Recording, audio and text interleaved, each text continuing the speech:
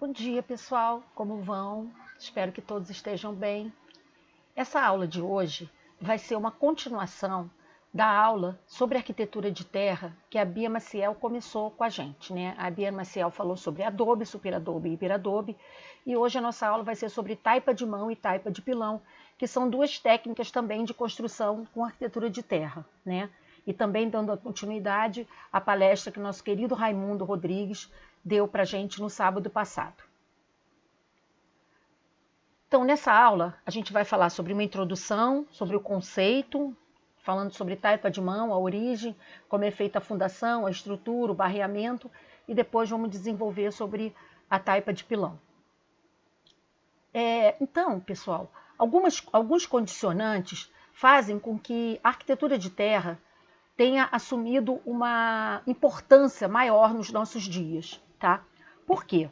Principalmente pelos fatores que eu anotei aqui, que foram as mudanças climáticas, a crise energética, a concentração de população nas grandes cidades e o consumo são problemas mundiais, tá? Então, devido a esses problemas, né, a população vem se voltando cada vez mais para essa arquitetura mais natural, mais ligada aos recursos naturais, principalmente a terra, tá? À medida que essas questões se agravam, surgem questionamentos e exigem soluções urgentes. A sustentabilidade até o momento é a saída mais viável, né? E a arquitetura de terra é uma técnica que faz parte da sustentabilidade. A gente chama até de arquitetura sustentável, né? É uma arquitetura que consegue se sustentar por si só. Você não precisa de energia, queimar os tijolos, você não precisa poluir o ambiente, né? Então, você consegue, a própria terra, né, que é colhida no próprio ambiente, no meio ambiente, ela se sustenta, fazendo a nossa arquitetura. O conceito de desenvolvimento sustentável passou a ser difundido a partir de 1987, quando o relatório de Brundtland, resultado do debate realizado pela Organização das Nações Unidas, o desenvolvimento só é efetivo quando permite a sustentação das gerações presentes sem comprometer a sobrevivência das gerações futuras. Então, o desenvolvimento sustentável quer dizer exatamente isso, né? A nossa geração, o desenvolvimento da nossa geração não pode comprometer o desenvolvimento das gerações futuras, tá? Que é o que está acontecendo. A crise da energia, o petróleo, né, que está acabando, os recursos naturais que vem terminando a cada dia, né, vem se finalizando, porque o ser humano está utilizando demais esses recursos, né, e a gente não tem recursos para uma população que vem crescendo a cada dia, né, aumento muito grande da população mundial, principalmente a população urbana, não tem como se sustentar através dos recursos naturais, eles são escassos, né?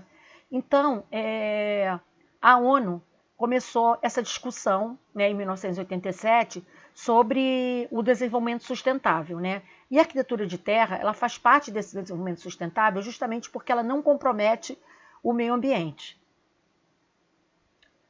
O conceito que a gente trouxe aqui para vocês hoje da arquitetura de terra fala o seguinte: pensando em construção civil, acreditamos em sistemas construtivos que se enquadrem nos parâmetros da sustentabilidade, ou seja, sem o consumo de grande quantidade de energia, que utilize racionalmente os recursos naturais e que esses sejam renováveis, não poluentes, duráveis e que possam ser reaproveitáveis.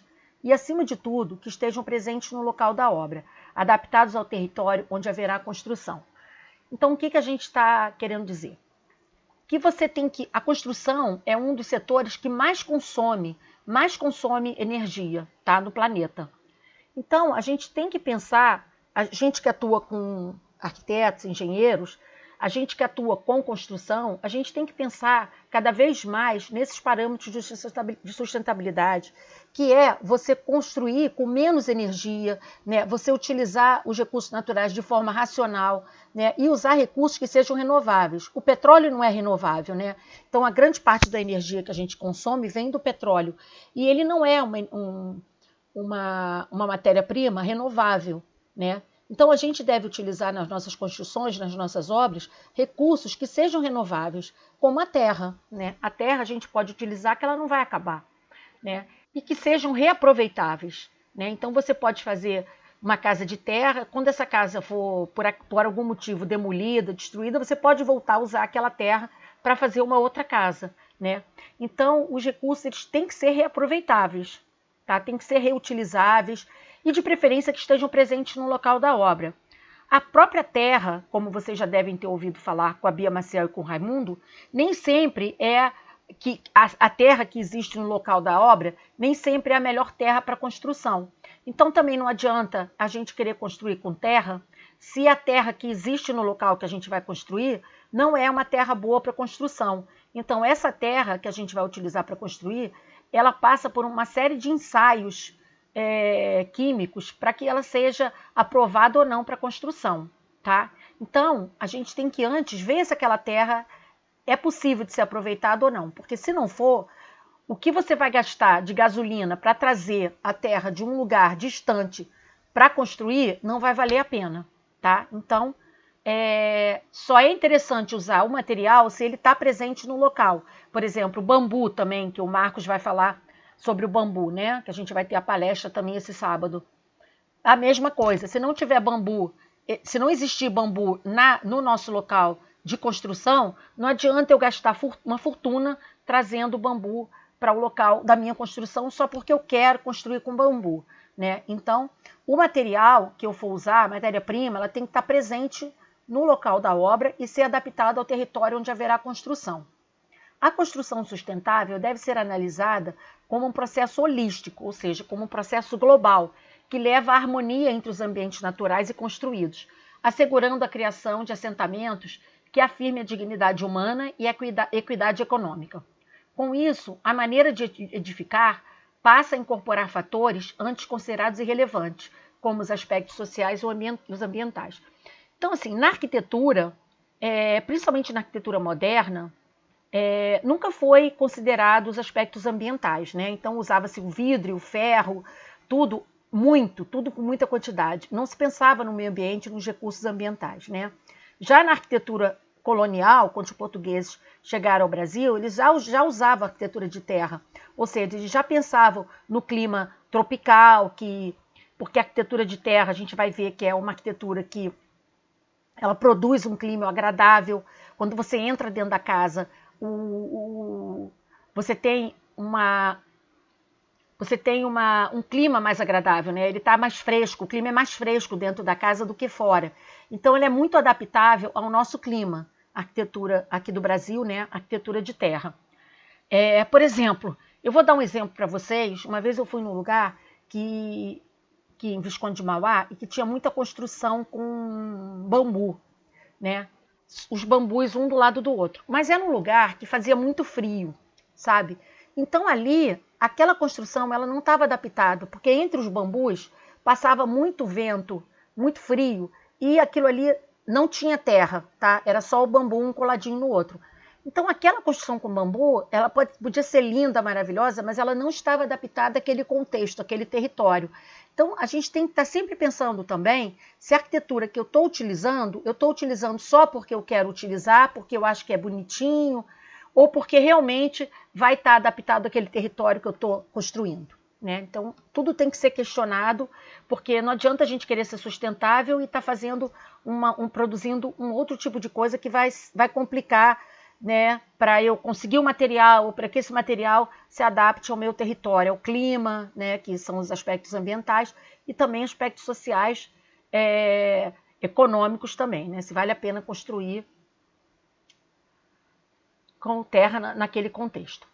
As construções com terra reduzem a demanda de cimento, que produz 8% do aquecimento do planeta, né? Então isso aí já é uma coisa que a gente que já ajuda na crise energética, no aquecimento global, né? Já que se eu estiver construindo com terra e vou evitar o cimento, e o cimento aumenta 8% do aquecimento do planeta, então já é um motivo para eu parar de construir com cimento, né?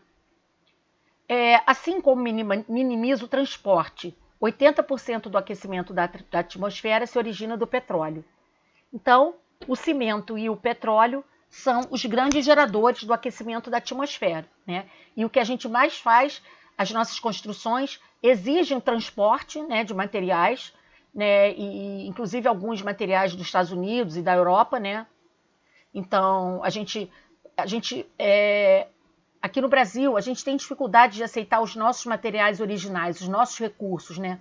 A gente está sempre imitando o estrangeiro, imitando o exterior, imitando o vidro, o ferro, né? O vidro é uma construção toda de vidro, é uma construção que aquece muito internamente, né? Então, mas a gente quer copiar os países do primeiro mundo quando a gente não entende que se a gente construir usando os nossos materiais aqui da nossa terra, a gente vai estar produzindo construções sustentáveis e muito mais agradáveis ao nosso clima. A terra crua é utilizada há milênios e tem demonstrado a sua durabilidade, através de exemplos construídos sob técnicas variadas, desafiando o próprio tempo. Então, a terra crua, ela permanece, ela é uma construção durável, apesar de muitas pessoas acharem que não é durável, a terra crua, ela é uma construção muito durável, ela permanece através do tempo, né? E com construções históricas muito antigas, né? Então, elas permanecem em pé. Se não tiver um terremoto, um furacão, alguma coisa assim, elas permanecem em pé. Então, nós temos alguns exemplos em países como Jericó, China, Mesopotâmia, Irã, Iraque e em vários países do continente africano, cuja existência remete a cerca de 8.000 anos antes de Cristo, né? Então, às vezes, uma construção com cimento não é tão sólida, não é tão firme, não tem tanta durabilidade como uma construção com terra. No Brasil, a construção com terra só foi utilizada com a chegada dos portugueses, tá? Então, isso aqui é uma construção colonial, tá? Realizada com a chegada dos portugueses, porque os próprios índios desconheciam a construção com terra, tá? Os índios desconheciam. Então, a construção com terra chegou no Brasil com os portugueses. Por outro lado, os negros trazidos como escravos utilizavam a terra em suas construções. É interessante que na África os negros já usavam terra para construir, né? Porque na África são culturas mais antigas. E eles já usavam a terra na construção, mas os índios não usavam. Os índios vieram conhecer a construção com terra quando os portugueses chegaram aqui no Brasil. Durante o período colonial, a terra foi largamente utilizada, principalmente na região sudeste. A terra adaptou-se ao solo e ao clima brasileiro. Os primeiros métodos de construção que utilizavam a terra denominavam-se taipa de mão ou pau a pique e taipa de pilão. Então, antes do adobe, antes do hiperadobe e superadobe, a construção com terra, as técnicas que utilizavam construção com terra, eram chamadas de taipa de mão ou pau a pique, muita gente não conhece com o nome de taipa de mão, conhece com o nome de pau a pique, tá? Ou a taipa de pilão, tá? Que depois a gente vai ver por que esses nomes. Tá? Então, a taipa de mão ou pau a pique e a taipa de pilão, elas são técnicas anteriores ao adobe, elas vieram antes do adobe, tá? O que é a taipa?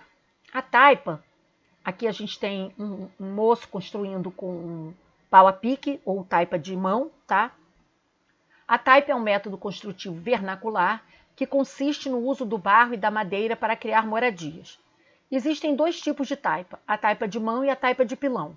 Vamos nos concentrar na taipa de mão, que também tem o nome de pau a pique. Taipa de mão. A taipa de mão é um método construtivo muito antigo, que consiste no entrelaçamento de madeiras ou bambus, constituindo uma trama, em cujo meio formam-se vãos. Essas aberturas posteriormente são preenchidas com barro. Essa técnica também é conhecida como taipa de sopapo, taipa de sebe ou pau a pique. Então, como é que ela é feita? Ela é feita com esse entrelaçamento de madeira ou de bambu, tá? Em que você tem umas madeiras ou bambus mais grossos, tá? E outros mais finos. É uma trama, tá? Uma malha que é feita com bambus ou madeiras mais grossos, né? Que formam a parte estrutural, e os mais finos que servem para fechar a malha, para que ela fique mais fechadinha, né? Depois, você vem com a terra, aquela terra amassada junto com água, e joga e supapa ali junto com a... Por isso que o nome é também esse nome de taipa de supapo, porque você depois vem e supapa, você joga aquela terra nessa malha, né, de madeira ou de bambu, né, e aí vai formando alvenaria, né? Esse entrelaçado de madeira ou bambu junto com a terra amassada junto com água vai formando a alvenaria da casa. Aqui a gente tem mais uma foto, né, um casal construindo a sua casa, né? Já estão no processo de barreamento, que depois eu vou explicar melhor para vocês, que é esse processo onde eles vão colocando o barro na trama, né? No entrelaçamento da trama, né? Repara que você tem que ter pilares, tá? Você não pode excluir os pilares nem as vigas da casa. Então a casa de pau a pique também tem pilar e também tem viga, tá? Ela também tem uma estrutura para se manter em pé. E aqui eu acho muito interessante essa questão da taipa, do pau a pique, né, ou taipa, porque ela tem que ser amassada, bem amassada, né? Então ela acaba se tornando um processo social, onde os vizinhos são chamados, né, na roça, né? Os vizinhos são chamados e fazem juntos aquela terra, porque ela tem que ser bem amassada. Então várias pessoas pisam a terra junto com a água, né, formando uma lama, um barro, né, e junto com o mato também, porque ele dá uma certa resistência ao barro, né. Esse capim, ele entra junto, ele dá uma certa resistência ao barro, é um determinado tipo de capim específico, né. Então as pessoas se reúnem, fazem um lanche, tudo, o morador dá um lanche. É a mesma coisa que a gente faz aqui nas favelas, né, na autogestão, nos mutirões. Também é feito isso na roça com arquitetura de terra, né, pisando todo mundo junto para fazer a casa de um dos moradores do local.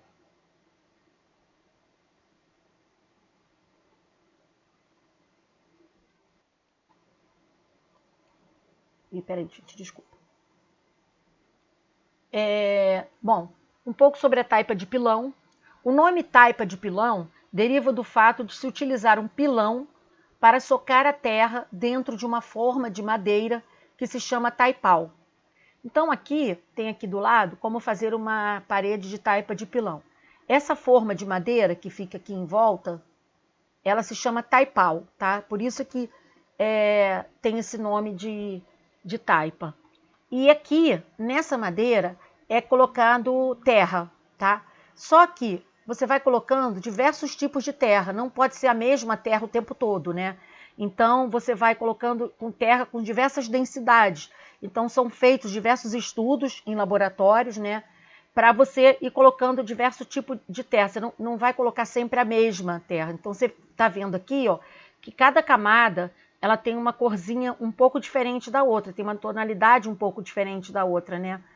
Significa isso. É porque não está dando para ler aqui, mas aqui ele vai explicando exatamente que você tem que ter diversos tipos de camadas de terra, tá?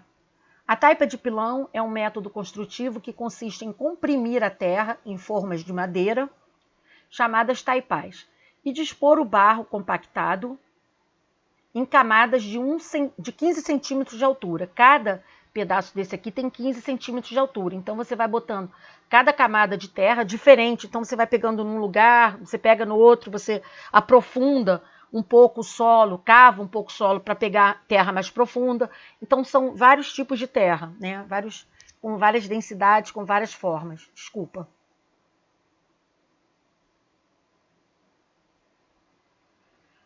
Então, cada camada dessa tem 15 centímetros de altura. Dessa forma é criada uma casa com estrutura resistente e durável.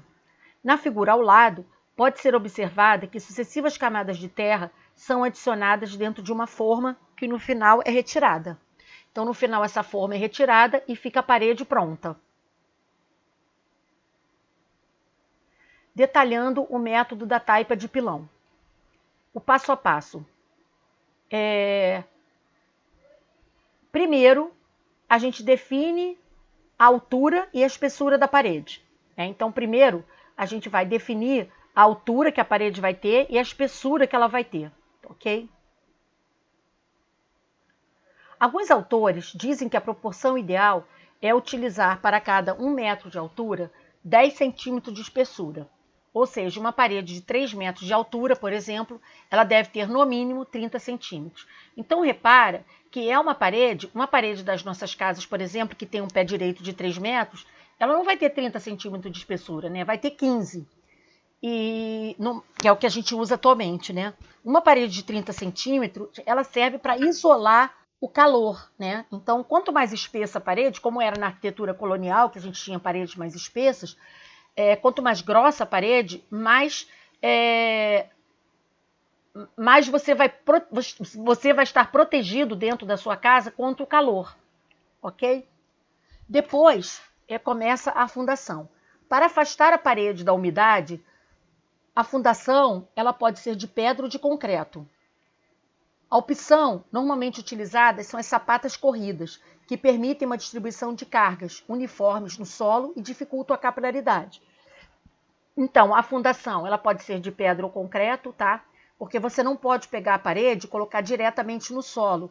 Assim como a parede de pau a pique ou taipa de mão, você também não pode colocar direto no solo. Por isso é que dá aqueles bichinhos, né? Esqueci o nome. Por isso que dá aqueles bichinhos, por causa da umidade. Mas quando você isola a parede, né, do solo, você está protegendo a parede e a casa. Você evita de ter aquele bicho barbeiro, né, que dá nessas casas e protege também a casa para que ela não seja tão úmida, né? Então ela tem que ser isolada com uma fundação de pedra ou concreto também na casa de taipa de mão. Então elas permitem uma distribuição de cargas uniformes no solo e dificultam a capilaridade. Seleção da terra. Deve ser isenta de matéria orgânica, idealmente ter uma porcentagem média de 30% de argila e 70% de areia. Quando retirada do local, não se deve utilizar a primeira camada da terra, que tem muita matéria orgânica. Recomenda-se que utilize a partir de 60 centímetros de profundidade. Então, todos essas regrinhas, elas têm que ser utilizadas, porque senão você vai ter parede rachada, você vai ter diversas coisas que acontecem na arquitetura de terra, que muitas vezes as pessoas ficam achando, não vou construir com terra, porque sempre tem um problema, dá bicho, a parede ficar rachada, etc.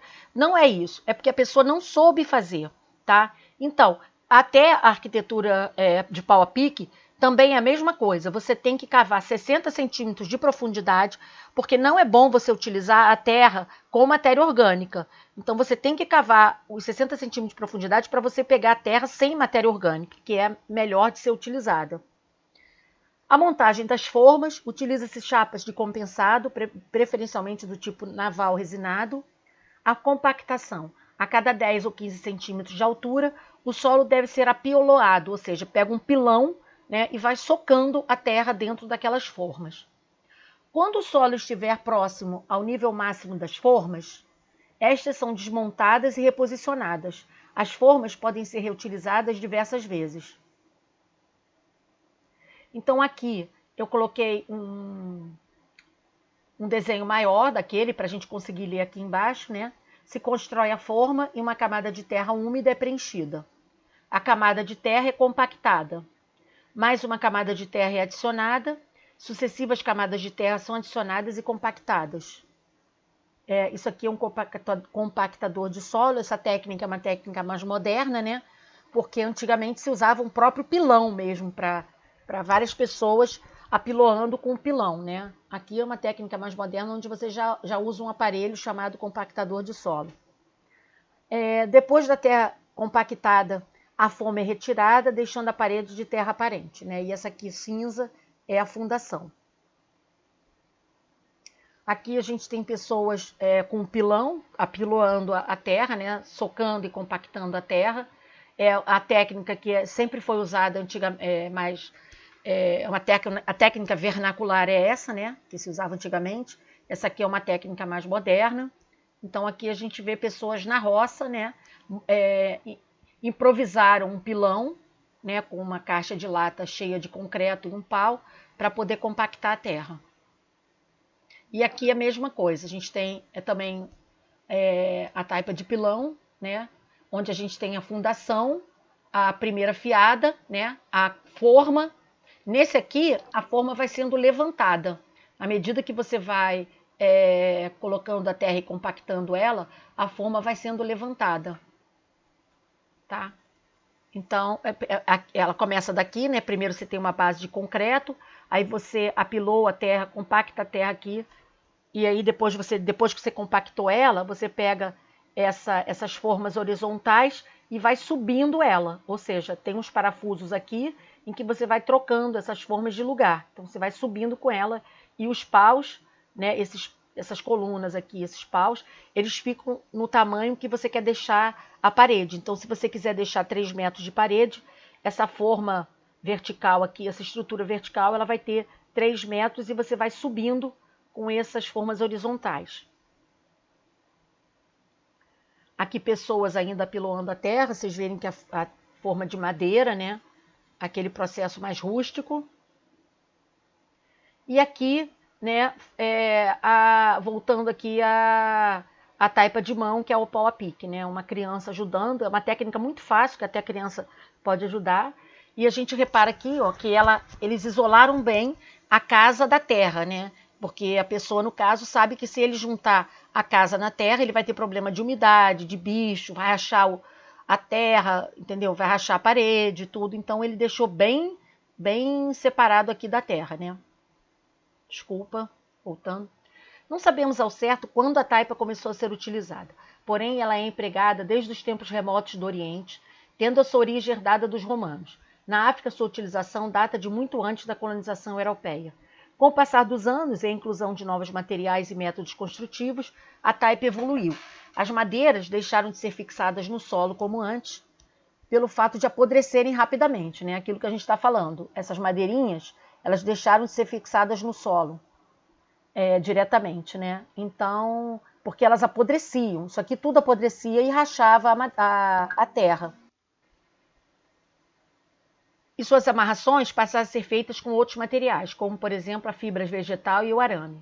Quando os portugueses chegaram no Brasil, não encontraram material como na Europa. Para a construção das primeiras casas, foi preciso improvisar materiais. Assim, utilizar o barro, que ainda hoje é utilizado no sertão do Brasil. E está voltando a ser utilizado nas cidades grandes também do Sudeste. Foi largamente utilizado no período colonial, sobretudo na região Sudeste e na região metropolitana de São Paulo. Encontramos várias cidades com exemplos desse tipo de construção. E na capital paulista temos 2 exemplos, que é o pátio do colégio, e desculpa que não faltou aqui. Bom, enfim, tem algumas construções em São Paulo que utilizam a taipa. Exemplos de casas coloniais feitas com a técnica do pau a pique ou taipa de mão. As primeiras casas construídas no Brasil foram de taipa, tá? E era usada a técnica do pau a pique mesmo, não era usada nem a taipa do pilão, de pilão, era usada a taipa de mão mesmo, né? Que é um isolante térmico, como eu estava falando para vocês. Então, você tem que... A parede, ela é grossa, né? A parede das casas coloniais eram bem grossas e elas serviam como isolante térmico. Como a gente já falou, no Brasil essas técnicas foram usadas muito no período colonial, né? Até praticamente o início do século XX, e nesse último século, notadamente nas áreas rurais. O uso das paredes de pau a pique era muito comum por ser um estilo de construção feito com materiais encontrados na própria natureza. São muitas vezes associadas apenas às residências rurais, já que a maioria da população vivia no campo. Então, ainda na nossa área rural hoje, a gente tem muita construção com terra, né? Aqui eu vou falar um pouco para vocês da fundação da casa de taipa de mão, tá? Que é a pau a pique, que a gente, né, mostrar para vocês como é que é feita a fundação dela. A fundação, ela é feita de pedras ou concreto, assim como a taipa de pilão, né? A construção da taipa começa com uma base sólida de pedras ou concreto para proteger as paredes da umidade. As ripas devem ser enterradas a aproximadamente 30 centímetros do chão. Então, essas ripinhas aqui, primeiro você faz a fundação, né? Depois você coloca a estrutura e aí você vem com a estrutura da malha, onde você vai jogar a terra e fazer a alvenaria. Então, essa fundação, ela tem que ter 30 centímetros, porque aqui dentro, essas ripinhas, elas são enterradas a 30 centímetros e preenchidas com terra, de preferência terra. Então, a fundação ela é preenchida com terra para você poder enterrar as ripinhas aqui dentro. A fundação de uma casa de taipa exige a colocação de vigas baldrames, como exemplo ao lado, que servem de base para as paredes. Então, né? Essas viguinhas aqui cinzas são as viguinhas baldrames. Então aqui a gente tem as vigas baldrames, uma de concreto e a outra com pedras. Vigas baldrames de pedra e viga baldrame de cimento, né? Então as primeiras casas de pau a pique, elas não tinham essa fundação. E por isso que acontecia de dar o barbeiro e outros bichinhos, de rachar a casa, porque não tinha essa separação, então ela ficava direto no solo, pegava muita umidade. A fundação da construção deve ser de concreto ou de pedras, porque esses materiais impedem que a parede de terra fique em contato direto com o solo, evitando problemas que se originam devido à umidade. Recomenda-se que a fundação fique no mínimo a 30 centímetros do solo. A estrutura. Ela utiliza varas de eucalipto de 2 a 4 centímetros de diâmetro, com um espaçamento de 15 centímetros entre elas. Então, se alguém um dia pretende construir com taipa, né, de mão, você vai botar essas varas, né, que pode ser de eucalipto, mas eucalipto é muito caro, não está valendo mais a pena construir com eucalipto, então constrói com uma madeira mais barata mesmo, ou com bambu, se tiver perto da sua construção, tiver bambu, fica mais barato ainda, tá? O mais barato é o bambu, eucalipto é bem caro, então não está se usando muito mais eucalipto não, tá? Então você coloca essas barrinhas de madeira ou bambu de 2 a 4 centímetros de diâmetro e espaça elas com 15 centímetros. Inicialmente, você fixa as peças verticais na base, né? Que eu falei para vocês, 30 centímetros. Depois você vai fixando, que pode ser entre elas, as peças horizontais. Por fim, repete-se a inserção das varas verticais, paralelamente às da primeira leva, formando uma espécie de sanduíche. Tá vendo? Então você bota 2 barras verticais e por dentro coloca as peças horizontais. Peças verticais, peças horizontais, pedras ou blocos de concreto e, por fim, o barro. Isso aqui eu trouxe só com uma ilustração, com uma curiosidade, né, mostrando que no passado a fundação ela não era feita de concreto, ela era feita de madeira mesmo, tá? Essa peça que se chama nabo, ela era feita de madeira, ela ficava também afundada no chão 30 centímetros, porém essa madeira apodrecia, tá? E por apodrecer, eles, num determinado momento, chegaram à conclusão que não valia mais a pena usar madeira, mas sim deveria se procurar um outro material para usar na fundação, né? A viga baldrame, né, era de madeira também, o esteio, né? E essa peça se chamava nabo. Então, é o que está dizendo aqui. Logo que surgiu, o pau a pique era uma construção estruturada com esteios. As peças de madeira que formam os esteios são enterradas no solo com 2 a 4 metros de profundidade. A parte enterrada mantinha a seção do tronco original. Essa parte do esteio é popularmente chamada de nabo e recebia um tratamento contra o apodrecimento e contra brocas e fungos. Esse tratamento consistia em encrestar a madeira com fogo. No entanto, mesmo recebendo tratamento, a madeira ainda apodrecia com facilidade. E aqui o processo de barreamento, né, que é uma pessoa que vai colocando, essa aqui é uma casa mais de classe média, né, em que a pessoa já se percebe pela estrutura da casa, pelas esquadrias da casa, pelo telhado, que é uma casa um pouquinho mais luxuosa, né, que é uma casa de um operário, de um trabalhador rural. O barreamento é o processo de preenchimento das tramas com a terra, né? Então, isso que é o barreamento. A pessoa vai jogando de um lado, de preferência, um joga de um lado e o outro joga de outro lado, para preencher direitinho, para preencher por fora e por dentro. Então, como está falando aqui, geralmente são feitos 3 barreamentos, joga-se o barro 3 vezes para poder não ficar nenhum buraco, né? Porque tem que tomar esse cuidado. Não pode ficar nenhum buraquinho. Se ficar algum buraquinho, esse buraquinho vai dar problema depois.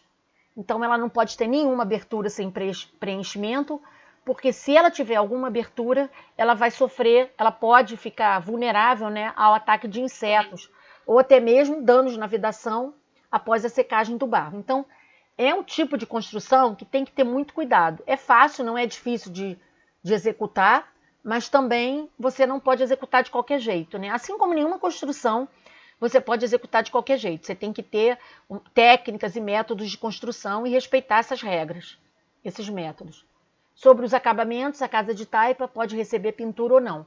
Ou seja, depois de acabada, a casa com terra, tem gente que gosta de deixar desse jeito mesmo, para que a terra mesmo seja o revestimento, o acabamento, né? Mas tem gente que gosta de pintar. Então, uma casa de terra, ela pode ser pintada ou da mesma maneira que uma casa de tijolo, de alvenaria, né? Ela pode ser pintada da mesma maneira, não tem problema nenhum. Ela pode cair em terra, que também fica protegida, ou ser pintada, ou ser colocada massa, né, para pintura. Aqui eu trouxe para vocês verem alguns interiores, né? Hoje em dia, as pessoas estão se voltando muito para essa questão da construção com terra. Então, até casas de classe média ou classe média até alta, casas de veraneio, né? As pessoas estão usando, que não seja em todas as paredes, mas estão usando em algumas paredes, tá vendo aqui nos interiores das casas, nesse caso, construção pau a pique, e deixando bem aparente, tá vendo? Deixando bem aparente para fazer, inclusive, parte da composição do design de interior da casa. Essas paredes, né, estão fazendo parte da composição, elas compõem com o interior da casa. Bom, gente, aqui estão as fontes bibliográficas, tá, do curso. Vocês podem pesquisar depois, vai ficar isso gravado no Google Classroom, tá? Espero que vocês tenham gostado. Essa aula curta, né?